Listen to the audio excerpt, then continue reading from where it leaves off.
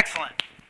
Well, I'm glad to be here today, and I'm glad you're all here wanting to tolerate me and put up with my talk. I'm glad to be here again in Delaware. I want to talk about soybean stem diseases. This last year was actually a very good year in Delaware, Maryland, for soybean stem diseases. I saw a lot driving through fields. I wasn't driving through the fields. I was driving around fields, walking through fields. And we definitely did have some issues this year. Thought it would be a good, timely topic then to discuss these diseases. Now, why am I talking about stem diseases? Well, they're one of the more underappreciated groups of diseases that we have in soybeans. You don't hear a lot about them in the popular press, do you? But if we look at some of the data that we have, my pointer's running out of gas. We look at some of the data that we have from 2010 to 2014. Stem diseases were causing roughly almost a million bushels lost in terms of soybean yields. That's pretty significant. They're becoming more important in the big picture as well. We got a lot of these diseases that seem to be spreading in their areas of infection. Some are changing. Some are becoming more problematic. So it's important for us then to be able to identify these so we know what we're dealing with, so we can make the proper management decisions, and also differentiate between the types of diseases because our management's going to differ. And again, understand what we're working with out there. So, got that little wiggle in there. There's some general themes that you're going to hear from me in this talk today. You're going to say, well, Nate keeps repeating himself. These are all doing very similar things, and that's true. A lot of these diseases are going to have very similar life cycles, and they're also going to be impacting soybeans in a very similar manner. So let's just talk about that for a second, okay? Here's a soybean plant. I drew this myself, thank you. This is a healthy plant. So we got the roots, we got the leaves, we got the stems, right? So what's happening there? Photosynthesis occurring in the green tissues, making sugars. Those sugars are moving out of the leaves into the growing tissues, whether that be the roots, other leaves, or beans. And then you got the roots, healthy roots, are pulling up water and nutrients, and they're moving up the plant, and then eventually evaporating out of the leaves into the atmosphere, and that's a happy plant. A happy plant, good beans, everyone's happy. But then you end up in this situation where you get these guys here. See, this is a stem blight pathogen. There he goes. Now he's chewing on your soybean plant. What's he doing? Well, you think about what's a stem? A stem is basically a group of straws, right? Or you can think of it as a highway. That's where all the traffic is occurring between, the things, the energy sources, the sugars, and the water. Those pathogens are going to be plugging up those straws, messing up those highways, and interfering with movement of sugars, movement of water and nutrients, and going to be interfering with your yields. Very general themes. There's variations on the theme, but again, it's very general. So keep that in mind as we're looking at these diseases. Once they're in the stem, once they've colonized and they're in the stem, they're already doing the damage, or the damage is done. So keep that in mind. We're preventative in our management of these diseases, not reactive, preventative. So the way I'm going to organize my talk today, I'm going to describe some of the diseases that don't have external symptoms. So these are going to be ones that you're going to look in your field and say, oh my gosh, what's happening in my field? And you're going to walk and look, and you won't really be able to figure out what the issue is. What'd you get there? Batteries? Oh, okay. I'm good. And then later on, I'll go over some that have external symptoms where you're going to be able to see a little bit more in the field, give you a better idea of what pathogen or disease you're working with. The first one we're talking about, without external symptoms, is sudden death syndrome. I know you all have heard about this one in the popular press. This year, actually, I saw in parts of Maryland, there was quite a bit of sudden death syndrome out there this year because we had a lot of conducive temperatures and environments this season. This is caused by a Fusarium species of fungus, Fusarium virguliforme. That's important because I'm going to bring up some other Fusarium here in a minute. This is the only one that causes SDS. It has some very characteristic symptoms to it that you need to keep in mind. It's characterized by having a root rot phase, a foliar phase, and also a stem rot phase. And the name sudden death syndrome is a bit of a misnomer because the death is not sudden. This is a very long process. Oftentimes the plants don't die. You're just going to see reduced yields as a result. So in terms of our disease cycle, how is sudden death syndrome getting into your plants? Well, it's going to start in the residue. This fungus produces resistant spores that are going to be persisting in the residue and in the soil. Now those spores are going to be in or on soybean residue, but you can also find them inside soybean cyst nematode cysts. It's kind of an interesting thing. So a lot of times when you see SDS issues, you also have soybean cyst nematode issues. The soybeans are going to be planted, and then if it's cool and wet early in the season during the early stages of growth, that fungus is going to colonize the plant, and it's going to colonize those roots, and it can cause a bit of a root rot. You can see reduced masses, but then it's going to colonize the lower portion of the stem. When the plant reaches those reproductive phases, that R1, R3, and we get heavy rains that come in, that triggers a response in the fungus to produce a toxin. That toxin moves with the water from the roots up into foliage where it accumulates, and that's why we see some of the foliar symptoms that we're familiar with in SDS. It's going to continue to grow in the stem, and then it's going to eventually produce spores that get returned back to that field when you harvest your soybeans and return that residue into the soil. And it can overwinter there for several years in the absence of a soybean host. Symptom-wise, what are we looking at? Now, I mentioned that this one's got a foliar stage. We look at the foliage and we see something that we call interveinal necrosis, meaning that, or chlorosis, meaning that the veins of the leaves themselves remain green, but the area in between turns yellow and then brown over time. Now, there are many other things that can cause this particular symptom. So if you go in a field and you see that symptom, do not just say, I have SDS. You need to do more work. You need to be a bit more of a detective here. You're going to be seeing this oftentimes in low-lying areas of the field where you're getting more water being held. You're going to see, when you look at the lower stem and you split that lower stem, you're going to notice there's going to be a brown, kind of a tan-colored discoloration. It's caused by the activity of the fungus. But that center column of the stem is going to remain white and healthy. Keep that in mind. So it's going to be brown, but it's going to be healthy in the middle. If you're lucky, and you get on into the fields, especially if it's been wet for a few days, and get out early in the day, you have a hand lens, you'll see a blue growth on the lower portion of the stem, sometimes on the roots and the surrounding area. That is Fusarium virguliforme spores. So those are spores that are being produced on the tissue. That's actually a fairly diagnostic character. It's the only one that's going to be producing that blue growth on the stems. What about managing? So we know that varieties are going to differ significantly in their response to this and their tolerance. So variety selection is going to be key. If you have information on response to SDS, that's going to be your first tool in your toolbox. Planting date. It's kind of wishy-washy here, but I did mention that cool, wet temperatures early on in the seedling development, that vegetative phase, are going to be it's going to be the time where you're going to see more disease and therefore more yield loss. So planting on time into warmer soils is going to be important. Not planting too early in the season where you might run into more cool, wet temperatures. Rotation is always a good thing. So avoiding continuous soybeans, especially if you had a year where you noticed you had some SDS in the field. And this is one of the few diseases here, especially stem diseases, where we can say we have some data.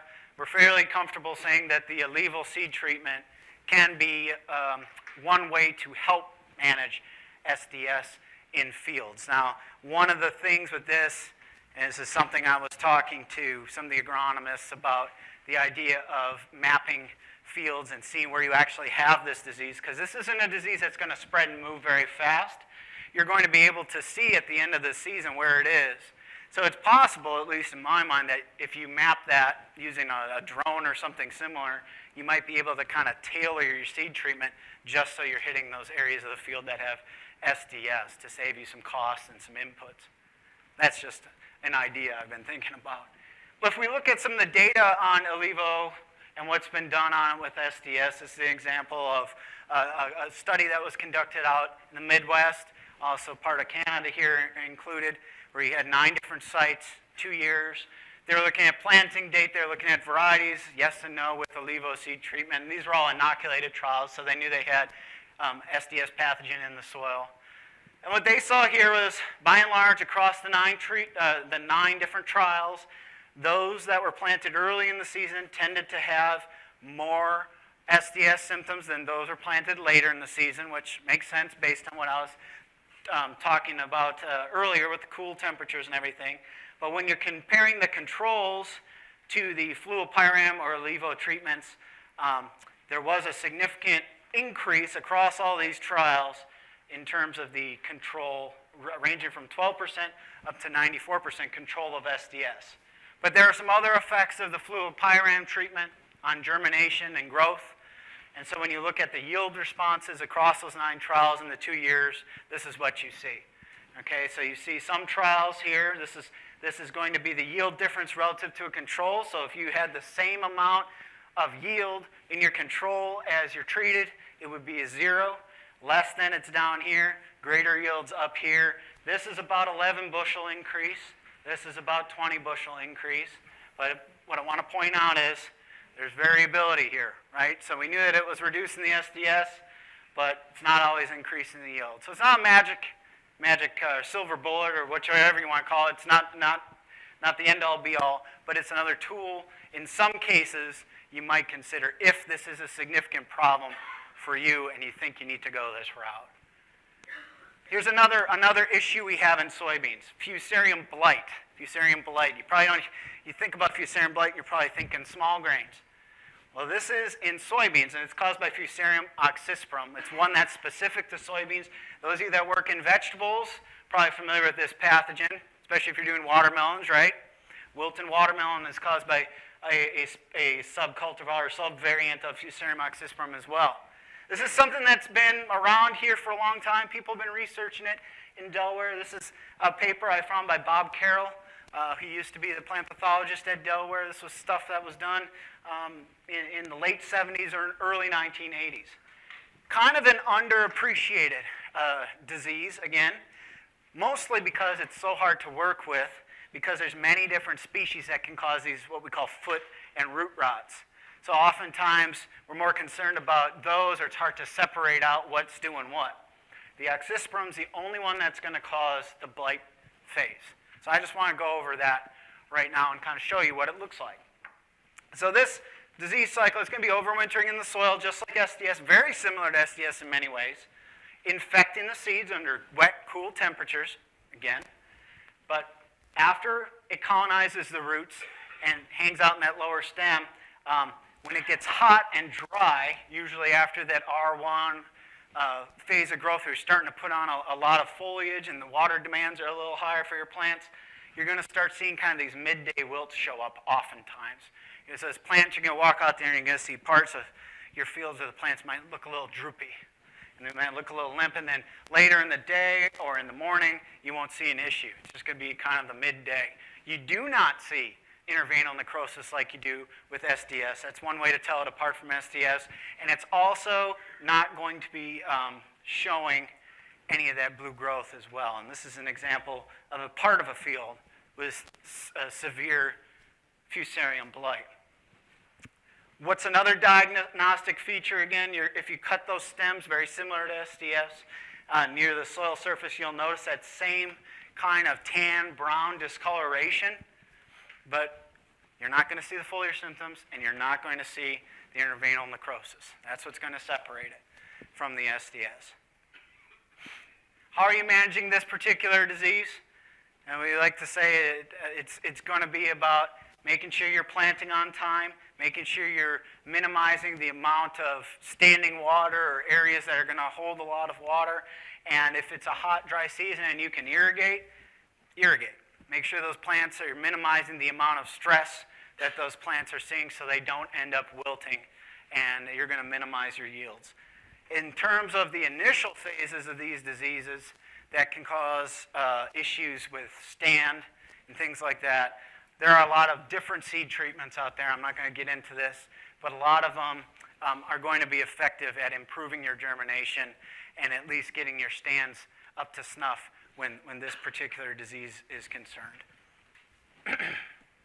Here's one that is kind of maybe not newer, but it's something that I want to bring up because I think it's going to be becoming more important in this region going forward, which is brown stem rot. Brown stem rot we consider to be a cool season disease or a cold region disease. So historically, where we see these losses of 30% or more, those are coming from states like Minnesota, Wisconsin, Michigan, that kind of area. A couple of years ago, they found it for the first time in New York, then it was in Pennsylvania, and then we confirmed it for the first time in Delaware, Maryland. I think it was last year, I believe. And the question is it spreading in distribution? Is there something going on with this particular pathogen that might be allowing it to grow and be detected and potentially become problematic in regions where it didn't used to grow, used to be detected before? So that's a question we have. It's kind of a funny disease. There's two strains of this disease. There's type A. Type A is the aggressive strain. This is one that's going to be causing foliar symptoms and a blight or defoliation, and it's also going to be causing symptoms in the stem. Type B, less aggressive. Oftentimes you're not seeing really high yield losses, significant yield losses with type B, and it's only going to be constrained to the stems. So that's one that can cause a hidden yield loss. You might not even notice it was in your field unless you go out and start splitting your stems at some point during the season. When we confirmed it in Delaware, we had type B. So we didn't have the aggressive one, at least in the ones that we found. This disease cycle, very similar. Again, it's going to be overwintering in our soils with our soybean residue. And the main roots and the taproots of these plants can be infected anytime from germination all the way up through V6. So those other diseases where I was talking about potentially using seed treatments to help, because that early part of the growth was going to be the significant portion. These are going to be able to colonize all the way out through V6. So they're probably not going to be very effective for this particular disease, or they're not effective, I should say. It grows into the stem, the lower portion of the stem, and very similar to SDS, when that plant reaches that R1, R3 phase, and if we have cool, wet weather, that can cause this pathogen to produce a toxin, if you have the type A pathogen, which will result in intervenal necrosis or chlorosis, which looks a lot like SDS. That fungus is going to be returned to the soil, and it can persist there for at least 2 years, sometimes longer, in the absence of a soybean host. Now you think about the symptoms here. Again, this could trick you. This looks a lot like SDS. But what you're going to do, if you see these parts of your field that show those symptoms on the foliage, you're going to look at the stems. You cut those stems right down, lengthwise, and what you'll see, if this is a healthy stem here, the inside of that central portion will be necrotic. It'll be brown. At more severe or later parts in the year, it has kind of this laddered appearance. It's dry rot, so it kind of reminds you of a dry rot on a tree, right, or tree bark. That's what it looks like, that chocolate appearance. So it just rots that central portion of the stem out. What we do know about this particular disease, though, and I mentioned it needs to be cool for those symptoms to be produced. If it gets above 80 degrees, symptoms are going to be reduced, and that disease pretty much shuts down once you hit 85, 90 degrees. So that's why this is typically a cool season disease that we don't see very often or haven't in the past. Management of this particular disease. When we have the type A variant, I'd say, yeah, there's good resistant varieties out there, because those states that are planting soybeans with a lot of the type A have been producing varieties that are screened for brown stem rot type A. Those tend to be the ones with the PI 88788 soybean cyst nematode resistance that we are all familiar with. Type B, there's nothing. So if we have type B in this area, there's not really any kind of resistant varieties that we know of that are going to be available, because we're not screening for them. We know that rotation is going to be good. for managing this disease. As with the other one, you're going to want to get out of there for at least a couple of years if you can, and managing your residue, whether that means sizing it, light tillage if you have the ability to do that. Anything you can do to improve that decomposition is going to help you with brown stem rot management. Now let's move into some of the diseases that have external symptoms. And the first one I want to talk about is charcoal rot. Now, if you're working in vegetables and you're working in field crops, you're probably thinking charcoal rot. Now, that's something I've seen in corn, and I've seen it in snap beans, and there's probably a list of things that you've seen charcoal rot on. And you're right. It's caused by this particular fungal species, this Macrophomina phaseolina. But the difference between the fungus that infects your corn and the fungus that infects your soybean is that there are differences in those particular strains. So the one that infects corn does not infect your soybean, even though they're the same species. So there's preferences there. It's common, it's widespread, it has a huge host range. You can find it almost everywhere, 500 different species of plants in 100 families. See it in our beans, we see it in our corn. Here in Virginia, you'll see it in some peanuts over there. And it can pretty much infect at any time during the growing season. But some of these other diseases I was talking about, cool, wet, wet, wet, wet, this is what we call a dry weather wilt. This is a disease that's kind of a wimp.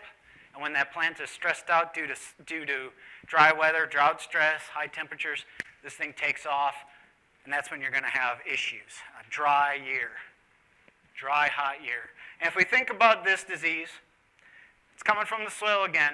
It's called charcoal rot. And why is it called charcoal rot?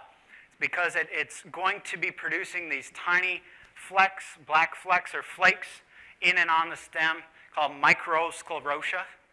And they look like little bits of charcoal dust. So that's where the name comes from. Those microsclerotia exist for many years in the soil. A root comes into contact with them. And after that occurs, it's going to hang out in the root, start to colonize that stem. If you're later in the season, hot and dry, it's going to start to colonize that stem and decay the central column.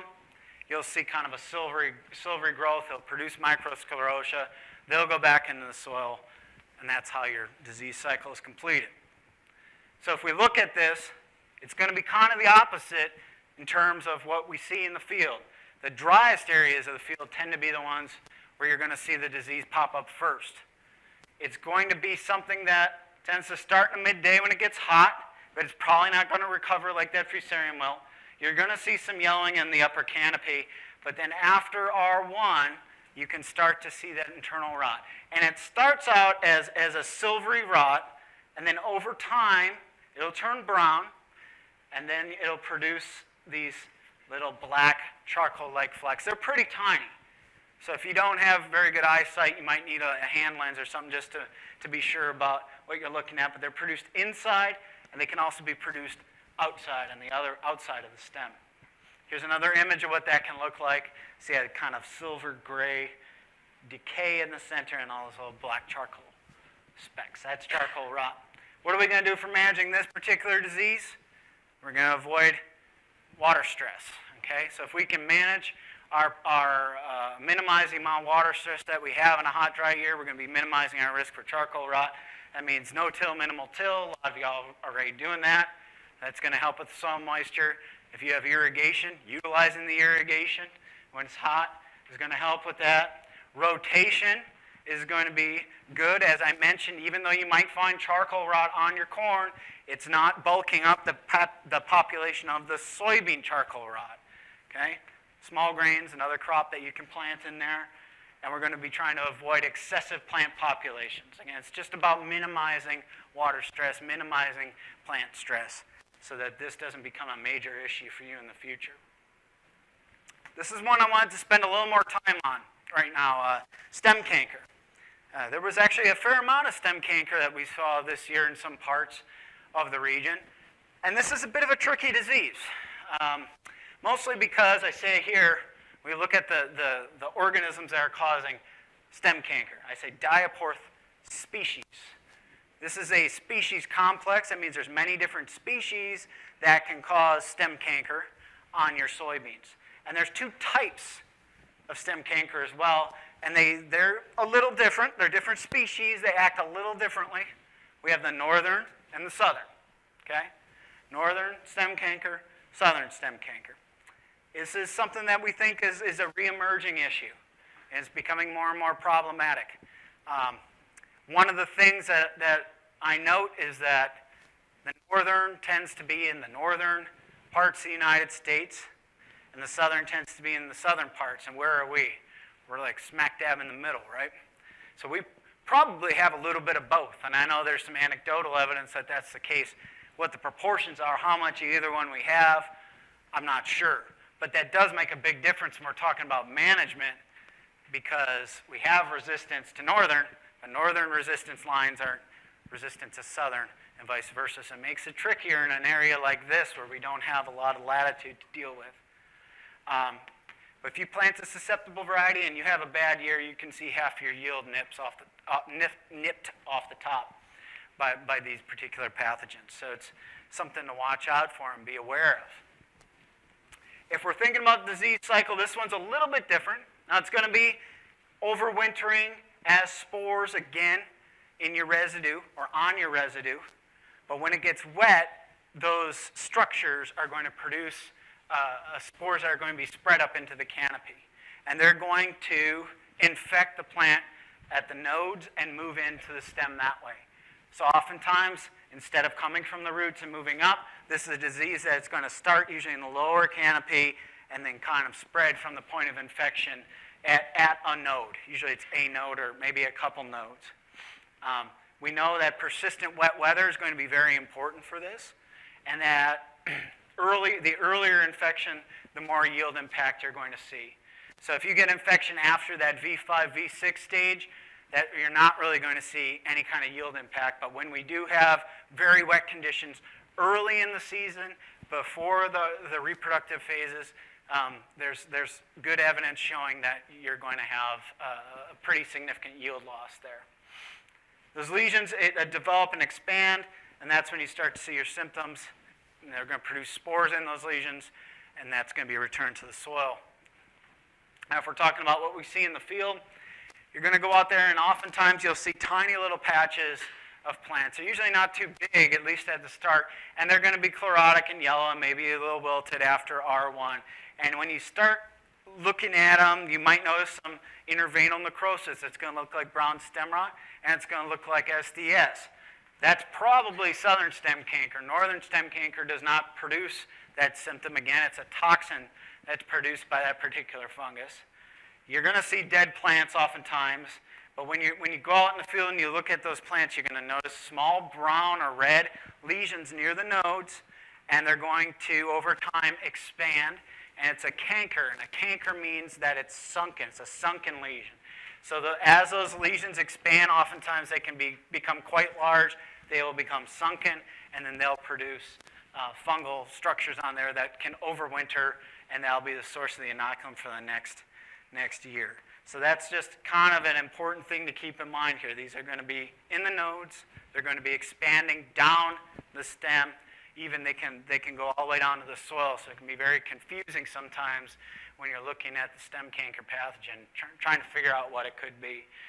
I was telling you about early season infection, and you reach a certain point and the disease isn't going to really be impacting yield. This is just a study that's showing just that, where you have plants that are being infected at different points in time, and then you're looking at, over the course of the year, how much disease do you have, what's the impact on the seed weight, what's the impact on the yield, and what's the impact on the seed number. So if we look at the disease right here, this is going to be corresponding with about 40 to 43 days after planting when we have peak disease. And that peak disease is correlating with our lowest yields. You get past that vegetative stage, and the yield impact is greatly reduced. That's why this is one that you really got to watch early in the season. As I said, resistant varieties are an option when you know what you're working against. When you have mixed infections, when you have an area where you don't really know what you're dealing with, it's hard to recommend varieties. In addition, we have a lot of soybeans coming out now with all these new traits for all sorts of different things. A lot of things getting released. Be useful to screen some of those against maybe some of our local stem blight pathogens and see what works so that you have some recommendations to work with so that you know which ones work and which ones don't. We say rotating to a non-host for at least a year can help greatly with these diseases. Again, stay out of continuous soybeans if you're looking at managing any of these diseases. Things like corn, sorghum, and small grains are really good non-hosts to get into. You want to be avoiding alfalfa.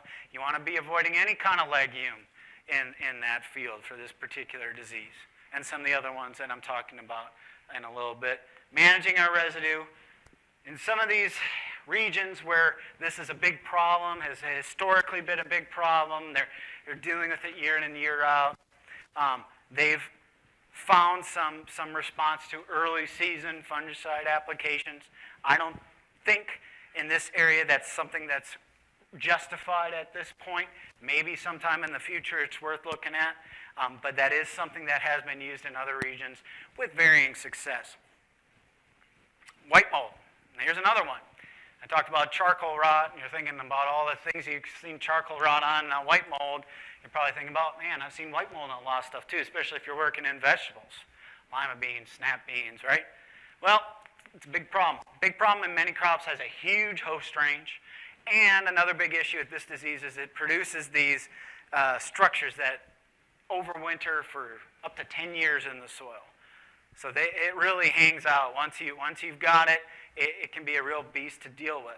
For every 10% increase that you see in terms of the incidence, which is the overall number of plants, say you had 100 plants, you had 10 plants with disease, that's 10% incidence, you're going to see a 2 to 5 bushel yield hit for every 10% increase in the incidence. We say that this is a disease, in soybeans at least, of high input systems. So these are going to be fields where we're really pushing our yields. We're high populations, narrow spacing, lots of nutrients. We're irrigating them, okay? We're pushing those plants. We tend to see a lot of this disease. Why? Well, let's think about the disease cycle. We've got these sclerotia. You know what the sclerotia, these black kind of structures here, and they are the ones in the upper 1 to 2 inches are going to be the ones we're worried about. When that soil is saturated and has remained wet for a period of days, they produce these trumpet-like structures here called apothecia. They're kind of fleshy, okay? That's size-wise, this is what we're looking at. This is a paperclip head right here. So that's the size of a sclerotia. So you can see them on the surface when they're fruiting like that.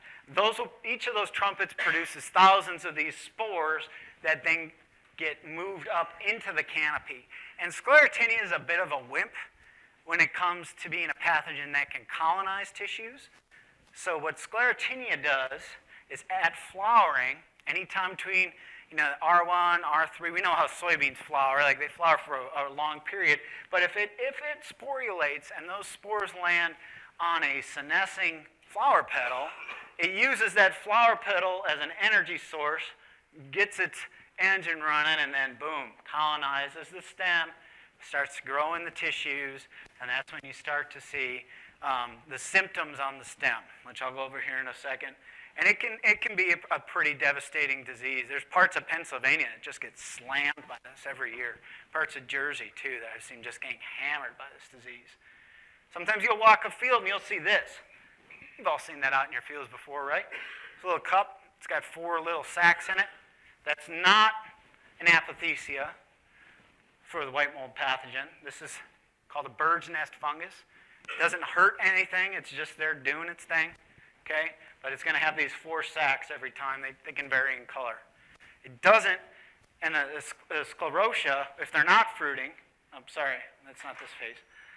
The symptoms that we're looking at, R1 again, we're going to start to see symptoms on the plants, the wilting, the plants getting floppy looking in the field. You go out and you look at those plants, you might see if it's early in the infection period, kind of a water-soaked lesion.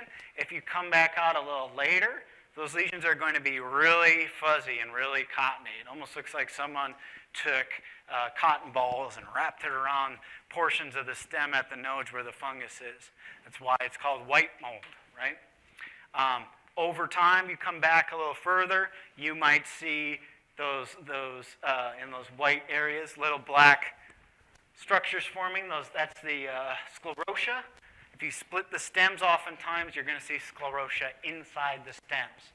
Those sclerotia look a lot like this. This is mouse poop, okay? I got a picture of this off the internet for those of you that are interested. There's a website where you can just find all sorts of pictures of various animal excrement. So make sure you write this down. It's important for everyone to keep this in the back pocket. You want to make sure you're avoiding certain practices with white mold. Because I said this is, I'm not saying don't produce high-yielding beans. That's not what I'm saying. I'm saying there's practices, if you've got a history of this in your fields, things you want to do to minimize the disease next time you go out there. Avoiding really high populations of plants. We know that if we get above 175,000 plants per acre and you've got a field with history of this disease, you're really putting yourself at risk for a significant outbreak if the conditions are conducive the next season. I like to say 15-inch rows are pretty good. Some people, they would tell you, well, you got to plant on 30-inch rows, and it really hasn't shown any benefit. And going down into 15-inch rows, and there's not a major issue with that. But the more narrow you get with those rows, the faster you have canopy closure, the more likely you are to put yourself in a situation where you're going to have that persistent moisture in the lower canopy that can result in those sclerotia fruiting and potentially producing those spores. Manure in the fields can be an issue. At rapid growth, you might have lodging. You have lodging and these plants are on their sides. They can become colonized even when they're on the ground because they're coming directly in contact with the sclerotia. Excessive irrigation, that's going to be a problem as well. So that's what we're thinking of when we're talking about white mold management, at least the cultural practices. Planting tolerant varieties. We're going to be managing our weeds. So one of the big hosts for white mold in terms of weeds that we deal with around here, morning glory. Okay? Ivy leaf morning glory is a problem. There's some other ones as well. And we want to make sure we're rotating to non-hosts for more than 2 years. I had someone ask me from the last talk about cover crops and white mold. And he was talking about planting clover and hairy vetch. No. Any kind of legume is going to be a problem with this particular pathogen. It's going to increase the population over time. You want to be moving towards grasses if you're doing any kind of rotation or any type of cover crop. What did I just press? Oh, okay. Now, there's been a lot of work in areas where this is a major problem, especially if you're up, like I said, Pennsylvania, Jersey, or you travel in those areas, with fungicide use. Now, the fungicides that are used for white mold are suppressive fungicides. They are not going to save your plant from white mold, and they will not be effective if you make an application after you already see the symptoms, because remember, the disease is already in your stem, it's already choked off your nutrients in your water, it's already there. Spraying a fungicide is not going to help the plants. The infection has already taken place. You're 2 weeks too late at that point. So it needs to be done beforehand. You're going to get maybe at best a 60% reduction if you get the timing right. When we think about what products tend to work best in our efficacy trials, we think of things like Approach, Endura, Omega Proline. Those are the ones that come to mind. Some people around this area say Topsin works for them. Other areas, Topsin doesn't work very well. I don't know why that might be, but that might be another option here as well. But the key here, remember, this disease is infecting flower petals, so you need to make the application to plants after R1 or around R1, and usually ensure, not usually, but you want to ensure that you're getting good canopy coverage and you're getting good penetration at that point. Biologicals, this is something that does have some biological options out there, and there's been some work on this in soybeans, and we see that it can be beneficial, but there's some tricks with it. This particular product has a limited shelf life, so if you decide you want to use contans in any of your fields, when you buy it, check the date, see how old it is, make sure it's fresh, make sure it's been stored cold, and then you want to be getting out that into your field pretty fast. You don't want to be waiting weeks or months to apply it, because you're just going to be applying dead biological to your field. Maybe you've added some organic matter at that point, but it's not going to be helping you in terms of your white mold. The other thing is that this is being, the function of this particular pathogen is to consume the sclerotia on the surface of the soil. So when you make an application, you do not want to come back and then till your soil or work up your soil. It needs to be sprayed, and it needs to sit usually for at least a month, but about 3 months to be truly, truly effective. Okay? So whether or not this is something that's feasible, practical, economical, in areas where white mold is a huge problem, this is definitely something that's being considered. I know it's being considered in our more high-value crops, such as some of our vegetables we're working with, but it potentially could be an issue if white mold ever becomes a major issue in Delaware, Maryland, and so on and so forth. And this is the final one I want to talk about today, southern blight.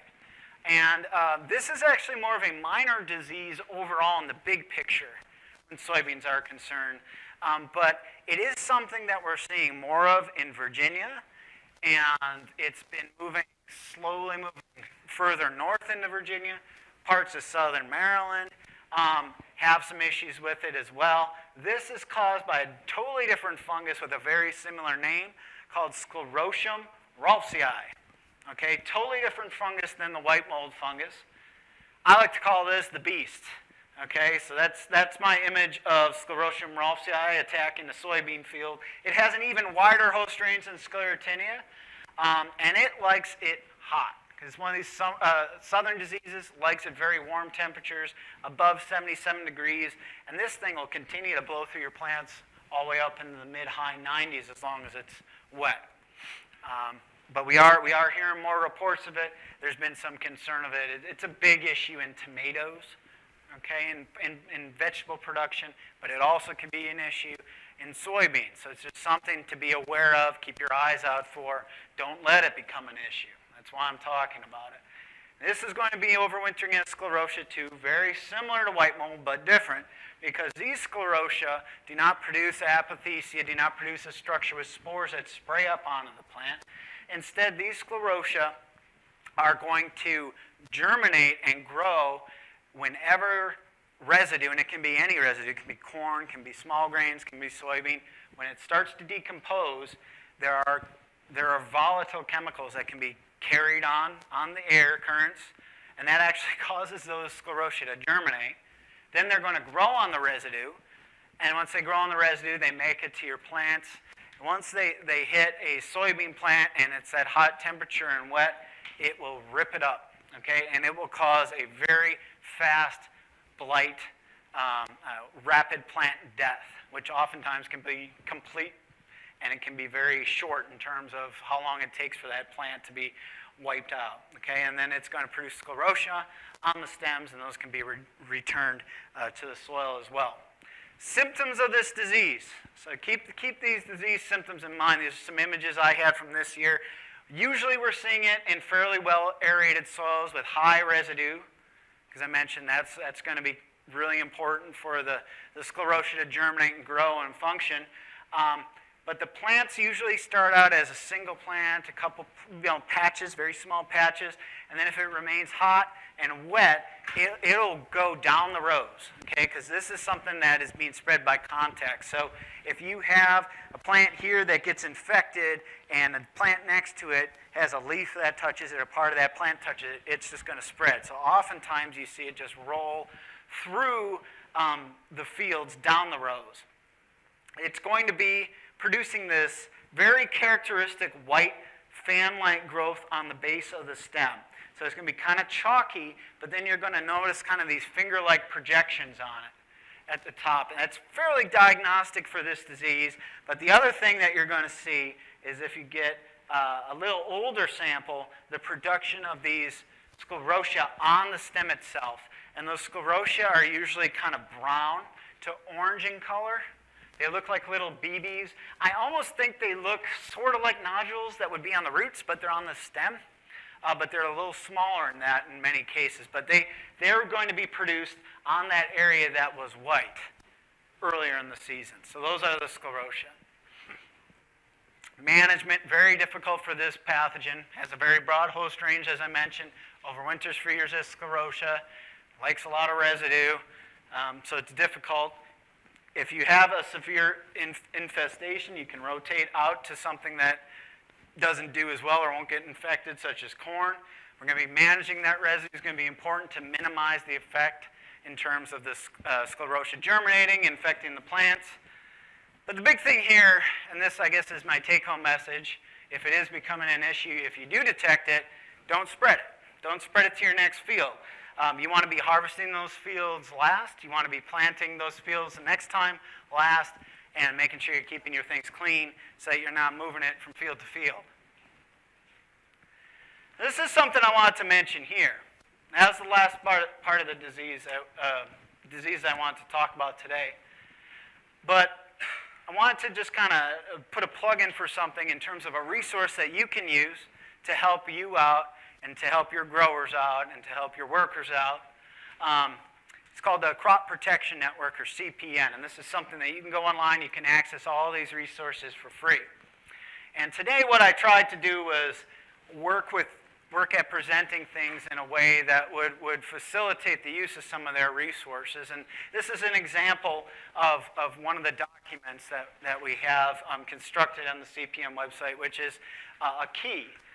What we call a dichotomous key, a yes or no key that'll guide you if you are in a field and you're trying to diagnose an issue, what's the likely cause of your stem disease disorder. So for example, I have external symptoms on my stems.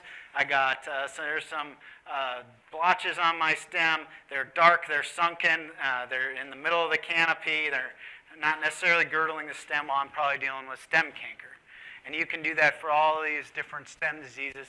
And it can help you manage your diseases. There's also on this website lots of fact sheets, management recommendations, and other resources like webinars that you can use to train yourself in your spare time and to get more information on disease management. And it's all free.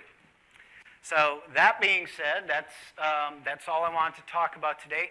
And I do have some time. If you have a couple questions, feel free to ask me now, or if nobody has questions, does anyone have any questions? I guess I should ask. See if anyone raises a hand. But I'll be up here. You got a question? Yes? Is the infected SDS gene in the stem, if you don't have that heavy rainfall event in the reproductive stages, does it still progress and show symptoms? So the question is, if you don't see rain during the reproductive phase, will you see the foliar symptoms? Is that what you're saying? So yeah, the foliar symptoms aren't always going to occur with SDS, and usually it does need some rain. Usually it's multiple rains right around that reproductive phase before you'll see the symptoms. It's a very tricky disease to work with in that regard, because you can have it and not even know unless you actually went and started looking if you don't see those foliar symptoms. Any other questions? Okay, well, I'll be up here. Remember, if you need pesticide credits for New Jersey, West Virginia, and Pennsylvania, come up to the front here. Otherwise, thank you very much.